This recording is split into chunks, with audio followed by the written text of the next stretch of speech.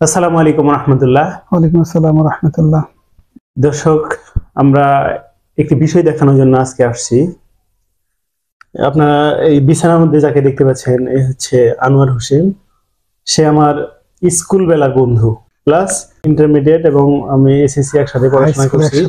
High স্কুলে একদম আমার এই বন্ধুর সাথে অনেক স্মৃতি জড়িত। একসাথে অনেক, মানে আমার বাড়িতে, যদিও আমার বাড়ি থেকে তার দূরত্ব 10 কিলো হবে আর কি, 10 কিলো বেশি হবে, 10 কিলো হবে। সে আমার বাড়িতে, যেহেতু আমাদের স্কুলে পড়তো হাতিভাঙ্গা এবি উচ্চ বিদ্যালয় এবং মুফাজ্জল মিয়া মেমোরিয়াল ডিগ্রি কলেজে পড়াশোনা করতো এবং আমিও করতাম, একসাথে পড়াশোনা করতাম। ও পরবর্তীতে অনার্স লাইফে গিয়ে ও একটা বিষয়ে ভর্তি হয় এবং সেম প্রতিষ্ঠানে আমরা পড়াশোনা করি। ও একটা বিষয়ে এবং আমি অন্য একটা বিষয়ে পড়াশোনা করি। হাই স্কুল লেভেলে তার সাথে ঘনিষ্ঠতা বিষয়গুলো আমি আর তুলে ধরলাম না, কিন্তু একটা দুঃখের বিষয় আপনাদের সাথে আজকে শেয়ার করার জন্যই এই ভিডিওটা নেওয়া, এবং আপনাদের জন্য তার পক্ষ থেকে অ্যাডভাইসও থাকবে। মানে কিভাবে আজকে বিছানার মধ্যে প্রায় 2 মাস থেকে, ও 2 মাস থেকে এইভাবে শুধু শুয়ে থাকে এবং একটু বসে বসে থাকার মধ্যেই তার 2 মাস কেটে যাচ্ছে। এবং কিভাবে হলো বিস্তারিত আমি তার কাছ থেকে শুনবো, ও কি করতো এবং কিভাবে এই ঘটনাটা ঘটলো। মানে এটা দুর্ঘটনা, আমি বলে দিচ্ছি, এটা হচ্ছে বাইক দুর্ঘটনাতে। আমরা অনেক সময় বিভিন্ন কথা শুনে থাকি যে একটি দুর্ঘটনা সারা জীবনের জন্য কান্না। তো এই একটি দুর্ঘটনা সারা জীবনের জন্য যে কান্না, এই বিষয়টা থেকেই আমি তার কাছ থেকে এই কথাগুলো ক্লিয়ার করে নিচ্ছি। তুমি পরবর্তীতে আমরা মানে মেস লাইফ থেকে আলাদা হওয়ার পরে শেষ যে চাকরিটা, অনেক চাকরি করছো আমি জানি, বিভিন্ন কোম্পানিতে মোটামুটি অনেক অনেক ছিলাম। তারপরে হচ্ছে অনেক টিমেও কাজ করছো সম্ভবত।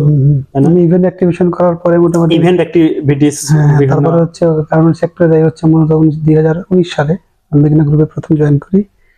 ওখানে মোটামুটি 3 বছরের মতো ছিলাম। 2019 সালে মেঘনা গ্রুপে জয়েন করি। ওখান থেকে মোটামুটি 3 বছরের মতো ছিলাম। ওখান থেকে পরে আবার 3 বছর পর অন্য একটা ফ্যাক্টরিতে জয়েন করি, ওখানে কেমিস্ট এক্সিকিউটিভ হিসেবে। তো ওখানে 1 বছরের মতো ছিলাম। 1 বছর থাকার পর ছোট প্রতিষ্ঠান হওয়ার কারণে বড় একটা গ্রুপে আবার সুযোগ পাই, এটা হচ্ছে জেকে গ্রুপ সাভার। আমি মোটামুটি প্রায় 1 বছর প্লাস, আমার গত অক্টোবরে 1 বছর হয়েছে জেকে গ্রুপে। ওখানে আমি কেমিস্ট এক্সিকিউটিভ হিসেবে আছি এবং টোটাল কেমিস্টের হেড হিসেবে আছি। তো আমি ওখানে সবসময় ঢাকায় যাতায়াত করি, সবসময় বাইক দিয়ে যাতায়াত করি। আমার সাথে একদিন দেখা হয়েছিল, হ্যাঁ, দেওয়ানগঞ্জের কোথায় জানি একদিন, এই যে বাদুরাবাদের বাজারে, বাদুরাবাদ বাজারের পরে একটা এই বাজার আছে, কি জানি মোড়টা, হ্যাঁ ওই মোড়ের মধ্যে সর্দারপাড়া বাজারে দেখা হয়েছিল। হালকা বৃষ্টি ছিল, সেদিন দেখা হলো। শেষ দেখা এটাই ছিল তোমার সাথে। তারপরে এই অ্যাক্সিডেন্টটা কিভাবে পরে দেখা যাচ্ছে যে আমি তো ওখানে সবসময় বাইক দিয়ে যাতায়াত করি। আমি তো ঈদের পরে আসলে গ্রামে আসা হয় নাই। তো বছরের প্রায় শেষ, আমার সারা বছরের অনেক ছুটিগুলো জমা ছিল। চিন্তা করলাম যে যেহেতু বছরের শেষ সময় পেয়ে যাই, একটু মোটামুটি কয়েকদিনের অক্টোবর মাসে এই ডিসিশনটা নেওয়া। অক্টোবর মাসে, মানে অক্টোবর মাসের হচ্ছে আমি 15 তারিখের দিকে এই সিদ্ধান্তটা নেই। পরে আমি মোটামুটি, মানে এই যে গত অক্টোবর 2024-এর অক্টোবর, মোটামুটি আমি আমার ডিপার্টমেন্টের জিএম স্যারের সাথে কথা বলে পরে স্যারকে বলি যে আমার ছুটি দরকার, আমি কয়েকদিন থেকে গ্রামে যাব। পরে 3 দিনের বেশি ছুটি দেয় না, মোটামুটি আমি সহ 4 দিনের একটা ছুটি নেই। তো নিয়ে আমি চিন্তা করলাম যেহেতু বাইকে যাব রাতের বেলা, আর মোটামুটি এখন একটু শীতকাল পড়ে গেছে, তো আমি লাঞ্চেই ছুটি নেই। লাঞ্চেই আমি মোটামুটি ব্যাগ ট্যাগ নিয়ে বের হয়ে রওনা দিই। রওনা দেওয়ার সময় আমার সাথে আরো একজন যোগ হয়, আমার কলিগ। উনিও ইনচার্জ হিসেবে জয়েন করছে, আমি ওনাকে নিয়ে গেছি আমার প্রতিষ্ঠানে। পরে দুইজন মোটামুটি ভাবে দুপুরের খাবার দাবার খেয়ে, আমরা তো লাঞ্চ অফিসেই করি, অফিসে লাঞ্চ শেষ করে বাইকে রওনা দিই। বাইকে রওনা দিয়ে মোটামুটি ভাবে ভালোভাবেই আসতেছিলাম। চন্দ্রা পর্যন্ত আসছি, মোটামুটি একটু জ্যাম ছিল। চন্দ্রা থেকে আসা হলো ঢাকার কোন জায়গায়? এটা হচ্ছে ঢাকা সাভার থেকে চন্দ্রা পর্যন্ত মোটামুটি একটু জ্যাম ছিল, একটু সময় লাগছে। চান্দরা থেকে টাঙ্গাইল বাইপাস পর্যন্ত একটানে চলে আসছে। মোটামুটি গাড়ির টান ছিল 105-7 এরকম, মোটামুটি খুব স্পিড হাইওয়ে রোড ছিল, মোটামুটি জোরে টানে আসছি। টাঙ্গাইল বাইপাসে আসলাম, এসে একটু রেস্ট নিলাম, একটু চা টা খাইলাম, মোটামুটি ভাবে 20 মিনিটের মধ্যে রেস্ট নিলাম। এরপরে আবার বাইক টান দিলাম। একা তখন না, তখন ওর সাথে আমার সাথে কলিগ ছিল। আচ্ছা, পরে ওনার বাড়ি কই? ওনার বাড়ি হচ্ছে জামালপুরে, নান্দিনা। আচ্ছা, নান্দিনা। আচ্ছা, বুঝতে পারছি। পরে উনি পিছিয়ে আছে। আহ, পরে আমি মোটামুটি এইদিকে আবার যেহেতু ওদিকে ডাবল লেন ছিল, এদিকে সিঙ্গেল লেন, আচ্ছা, তো আমি মোটামুটি ভাবে 70-80 এইভাবে এইভাবে টানতেছিলাম গাড়ি। মোটামুটি ভাবে জামালপুর পর্যন্ত আসলাম, আল্লাহর মতো কোনো সমস্যা হয় নাই। জামালপুরে আসলাম, এসে নামলাম, নেমে দুজন চাটা খাইলাম, গল্প করলাম, ভাবলাম যে মোটামুটি রাত হয়ে গেছে, তখন প্রায় রাতে 7টা বাজে। তো চাটা খেয়ে ওনাকে বিদায় দিলাম, বিদায় দিয়ে আমি আমার মতো করেই আবার জামালপুর থেকে রওনা দিলাম। তখন একা? তখন একা ছিলাম। তো নর্মালি হচ্ছে হাইওয়ে রোডে যেভাবে গাড়ি টানি, এই সিঙ্গেল রোডে আসলে একটু গাড়ির স্পিড একটু কমে যায়। তবে সন্ধ্যা হওয়ার কারণে, রাত হয়ে গেছে যেহেতু, রাতের বেলা একটু এই রুটগুলোতে রিস্ক বেশি। কি জন্য? সিঙ্গেল লেন হওয়ার কারণে দেখা যাচ্ছে যে অপোজিট থেকে যখন গাড়িগুলো আসে, তখন দেখা যাচ্ছে যে যখন বড় বড় গাড়িগুলো আসে তখন সামনে অন্ধকার দেখা যায় আমাদের। তখন তোমার গাড়ির গতি কিরকম ছিল? তখন গাড়ির গতি ছিল হচ্ছে ওই 60-70। তার মানে দুইটা গাড়ি যখন অপোজিট পাশ থেকে আসে তখন লাইট তো, হ্যাঁ, লাইট থাকার কারণে অনেক সময় দেখা যাচ্ছে যে দেখা যায় না, কিন্তু আমরা আমাদের মতো করে গাড়ি চালাই। তো এইভাবে চলতে চলতে হঠাৎ করেই আমি মেলান্দা পার হই ইসলামপুরের কাছাকাছি আসায় একটা মোড়ের মধ্যে হঠাৎ করেই আমি বুঝতেও পারি না, ওই গাড়িতে তো লাইট ছিল না, একটা ট্রলি আমাকে সাইড না দিয়ে হঠাৎ করেই সে একদম আমার রাস্তা ব্লক করে দেয়। আমি ওই পাশ থেকে আসতেছিলাম, 2 সেকেন্ডের মধ্যে আমার অ্যাক্সিডেন্টটা হয়ে যায়। পুরো অ্যাক্সিডেন্টটা হয়ে যায়। অ্যাক্সিডেন্ট হওয়ার সাথে সাথে কি ছিল? বালুর ট্রলি? ইট বালি নেওয়ার যে ট্রলিগুলো। আচ্ছা, ট্রলিগুলো বালি নেওয়ার যে ট্রলিগুলো থাকে, মানে এদিক থেকে আসতেছো, ও কি এদিক থেকে গেছে? মানে ও একটা মোড় ছিল, ওই মোড়ের মধ্যে সে আমাকে সাইড না দিয়ে একবার ওই মোড় দিয়ে ঘোরাচ্ছিল। যখন আমাকে দেখছে তখন এদিকে টান দিছে, পুরো গাড়ির পিছনটা একদম রাস্তা ব্লক করে দিছে। তখন আমার গাড়ি এসে সরাসরি পেছনে লাগে, ওই গাড়ির পিছনে লাগে একদম সরাসরি। লাগার সাথে সাথে আমার পাটা পুরোপুরি ভেঙে যায়, আমার পাটা ঝুলে যায় একদম সরাসরি। আমি উপরে যাই, আমার বাইক উপরে যাই, লোকজন দৌড়ায় আসে, উপজেলা স্বাস্থ্য কমপ্লেক্সে আমাকে নিয়ে যায়। উপজেলায় নিয়ে যাওয়ার পর উপজেলা ওরা কেউ কিছু করতে সাহস পায় না। মানে কোন উপজেলা? ইসলামপুর উপজেলা স্বাস্থ্য কমপ্লেক্স। ইসলামপুর। তার মানে একটা ঘটনা এরকম ঘটছিল আমার ক্ষেত্রেও। আমি বললাম যে এই মেলান্দ শেষ করে এবং ইসলামপুর ঢোকার পথে একটা খারাপ মোড় আছে, ওই এলাকার নামটা আমার এই মুহূর্তে আসলে রাতের বেলা তো আমি নামও জানি না, খেয়াল করা হয়নি। ওই জায়গায় আমার অ্যাক্সিডেন্টটা হয়। পরে ওখান থেকে উপজেলায় নিয়ে গেছে, উপজেলায় যেহেতু সাহস পায় না, রিক্সায় প্রচুর ব্লিডিং হচ্ছিল আমার। আচ্ছা, পরে ওখান থেকে আমি তো সেন্স ছিল, অ্যাক্সিডেন্ট করলে মোটামুটি আমার সেন্স ছিল। আমি মোবাইলটা একজনকে দিয়ে বলছি যে ভাই একটু দ্রুত আমার ফ্যামিলিকে একটু ফোন দেয়। আমি মোবাইল লক খুলে দিই, আমার আব্বুকে ফোন দেয়। আমার আব্বু আমার মোটামুটি বাইক নিয়ে 4 জন সহ দ্রুত জামালপুরে বলছে, জামালপুরে নিয়ে যান, যত টাকা লাগে লাগুক, সমস্যা নেই, নিয়ে হসপিটালে ভর্তি করেন। পরে দ্রুত আমাকে ওখান থেকে উপজেলা থেকে অ্যাম্বুলেন্স নেই, নিয়ে দ্রুত আমি ওই জামালপুর এম এ রশিদ হসপিটালে নিয়ে যাই। নিয়ে প্রাথমিক যে তারা যে ব্যান্ডেজ করা চিকিৎসা, প্রাথমিক যে অপারেশন, সেটা ওরা দ্রুত করে ফেলে এবং ওরা বলে যে ব্লাড দিতে হবে। তখন মোটামুটি আমাকে একজন ব্লাডও দেয়, 1 ব্যাগ। এরপর আমি প্রাথমিক চিকিৎসা শেষ করে ওখান থেকে অ্যাম্বুলেন্স নিয়ে সেদিন রাতেই, ওই রাতেই আমি ঢাকায় চলে যাই, পঙ্গুতে ভর্তি হই এবং আজকে এই অবস্থা। মোটামুটি এখন অনেকটাই আগের চেয়ে ভালো। 2 মাস যাবত বিছানায় আছি। মোটামুটি আমাদের 3টা অপারেশন হয়েছে, আরো একটা অপারেশন বাকি আছে।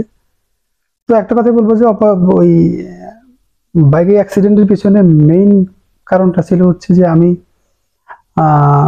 প্রথমত হচ্ছে যে আমার এত দূরে লং জার্নিতে আমার সেফটি গার্ড ছিল না। সেফটি গার্ড ছিল, শুধুমাত্র হেলমেট ছিল আর আমার হ্যান্ড গ্লাভ ছিল না, সেফটি গার্ড ছিল না। এই সেফটি গার্ড না থাকার কারণে আমার মূলত এত ক্ষতি হয়। যদি সেফটি গার্ড থাকতো আমার এতগুলো ক্ষতি হইতো না, প্রথমত কথা। আর দ্বিতীয় কথা হচ্ছে যে কুয়াশার কারণে, কুয়াশার মধ্যে আমার বাইকের স্পিডটা বেশি ছিল। আচ্ছা আচ্ছা, 60-70 মানে মোটামুটি অনেক স্পিড। সো আরো মোড় ছিল। মোটামুটি আমারও উচিত ছিল হয়তো বা 35-40 সর্বোচ্চ 50 স্পিডে গাড়ি চালানো, যার জন্য আমার হয়েছে। আমার মনে হয় যে সেফটি গার্ডের মধ্যে শুধু একটা হেলমেট ছিল এবং হেলমেট থাকার জন্য মনে হয় মাথাটা সেফ হয়েছে। যেটা দেখলাম হেলমেট যেটা শেষে গেছে, এটা একদম খারাপ অবস্থা। আর আমি আসলে কাগজ দেখাচ্ছি, আমি ডাইরেক্টলি দেখাতে পারতেছি না। আমি শুধু ডাইরেক্ট কি অবস্থাটা, পায়ের অবস্থাটা আমি সেটা দেখাতে পারতেছি না, শুধুমাত্র ভায়োলেন্ট গ্রাফিকের কারণে। আমি শুধু আপনাদের এই যে এটা হচ্ছে তার এক্সরে, এটা রড বসানো হয়েছে, এখন রডটা দেখা যাচ্ছে, আর এই যে এখানে ভেঙে গেছে পুরোপুরি, এটা পুরোপুরি দেখা যাচ্ছে, এই যে একদম ভেঙে গেছে, এটা পুরোপুরি ভেঙে গেছে, এবং এই রড দিয়ে সাপোর্ট দেওয়া হয়েছে, এবং এটার অপারেশন এখন 2 মাস হলো, অ্যাক্সিডেন্ট থেকে আজকে হচ্ছে 2 মাস। এবং শুধুমাত্র এখান থেকে যে মাংসগুলো উঠে গেছিল, শুধু মাংস ভরাট করে দেওয়া হয়েছে। অন্য পা থেকে, মানে যেটা ভালো পা, সেখান থেকে মাংস এবং কি চামড়া উঠে এখানে লাগানো হয়েছে। এবং এরপরে যখন এটা মোটামুটি সেরে যাবে, তখন আবার এই অপারেশনটা আবার হবে। মানে 2টা অপারেশন অলরেডি হয়ে গেছে, আর একটা অপারেশন বাকি আছে, আরেকটা অপারেশন, সেটা হাড়টাকে জয়েন করার জন্য অপারেশন। 2টা অপারেশন অলরেডি হয়ে গেছে, আর একটা হবে, এটাই সোমবারে যাবো, 22 তারিখে যাবো আর কি, মানে ডিসেম্বরের, না এই 22 তারিখে, এই 22 তারিখে, ওকে, এই 22 তারিখে যাবে। এই হাড়টাকে আবার নতুন করে আরেকটা অপারেশন হবে সংযোগ করার জন্য। দর্শক, আসলে আমরা শুধু মুখে বলি বিষয়গুলা, ও কখনো চিন্তা করেনি, ওর মাথায় পরিকল্পনা ছিল কত কিছু, যে 4 দিনে ছুটি নিয়ে আসছে, বাবা মার সাথে সময় দিবে, আরো কত পরিকল্পনা ছিল। কিন্তু আল্লাহ তাআলার যে পরিকল্পনা, এটা তো কেউ জানে না। মানুষের পরিকল্পনা আল্লাহ তাআলা ভালো জানে, আর আমরা একটা পরিকল্পনা করে রাখি, আল্লাহ তাআলা আরেক পরিকল্পনা রেখে দিয়েছে। কাজেই যে কোনো জার্নিতে যাওয়ার ক্ষেত্রে বাড়ি থেকে বের হওয়ার পরেই তাওয়াক্কাল তো আল্লাহ, আল্লাহর উপর ভরসা করে বের হওয়া লাগে। সবাই যদিও বের হয়, কারো অ্যাক্সিডেন্ট হয়ে যায়, আল্লাহ তাআলা একদম কপালে রাখলে পরেই এই ঘটনাটা ঘটে। হয়তো কপালটা খারাপ ছিল ওই সময়টাই, অথবা হতে পারে অ্যাক্সিডেন্টের মধ্যে হয়তো কল্যাণও থাকতে পারে, এটা আল্লাহু আলাম, আল্লাহ ভালো জানে। আল্লাহ তাআলা এই অ্যাক্সিডেন্টের মধ্যে তার কল্যাণ রাখতে পারে। কাজেই আমরা এখান থেকে যে বিষয়টা একটু খেয়াল করব, সেটা হচ্ছে বাইক চালানোর ক্ষেত্রে সেফটি গার্ড, তাই না? অবশ্যই লং জার্নিতে 100% সেফটি গার্ড থাকা অবশ্যই। এবং লং জার্নিটা মনে হয় আমরা এত বড় জার্নি একা করা আসলে নিরাপদ না, একেবারে নিরাপদ না, তাই না? একা করা নিরাপদ। সাপোর্ট আরেকজন যদি ড্রাইভিং ভালো পারে, তাকে সাথে নিয়ে এত বড় জার্নি গুলো করা, মানে বেশি লং জার্নি গুলো করা। গতি, এবং তারপরে গতিটা যাতে কন্ট্রোলের মধ্যে থাকে, গতিটাও কন্ট্রোলে থাকে। আর এই অ্যাক্সিডেন্টটা ঘটতে কিন্তু 1 সেকেন্ডও সময় লাগেনি, 1 সেকেন্ড লাগছিল, আমরা যদি বলি 1 সেকেন্ড লাগছে, 1 সেকেন্ডের মধ্যে। 1 সেকেন্ডের বিনিময়ে এখন চলে গেছে 2 মাস, এবং আরো যে আল্লাহ তাআলা জানে কতদিন যাবে। তো আমরা আল্লাহ তাআলার কাছে দোয়া করি, আল্লাহ তাআলা তাকে যাতে দ্রুত সুস্থ করে দেন। আমি দেখতে আসছি, একজনের কাছ থেকে শুনছি যে আমার বন্ধুর এরকম অ্যাক্সিডেন্ট হয়েছে, আমি সেই জন্য তাকে দেখতে আসা। এবং দেখে আমি আসলে আপনাকে ভিডিও সরাসরি তার পাটা দেখাতে পারতেছি না, কারণ অনেকেরই এটা মাথা ঘুরে যাবে আসলে বিষয়টা। আমি দেখলাম, সচক্ষে দেখলাম, এবং আপনাদেরকে শুধুমাত্র এই যে এক্সরে করা হয়েছে এই চিত্রটা আমি দেখালাম। দর্শকদের উদ্দেশ্যে কিছু বলা আছে? এতটুকুই বলবো যে বাইক চালানোর ক্ষেত্রে একটু সাবধানতা অবলম্বন করবেন অবশ্যই, এবং লং জার্নিতে একা যাবেন না, দুজন গেলেও দুজন ভালো ড্রাইভ পারে, আর অবশ্যই সেফটি গার্ড ব্যবহার করতে হবে 100%। এবং রাতের বেলায় সিঙ্গেল লেনে গাড়ির গতি অবশ্যই কমিয়ে গাড়ি চালাইতে হবে, তাতেই এই দুর্ঘটনা এড়ানো পসিবল। প্লাস আল্লাহ তাআলার উপরে ভরসা করে অবশ্যই দোয়া কালাম পড়ে, তারপরে গাড়িতে ওঠা উচিত এবং গাড়ি চালানো উচিত।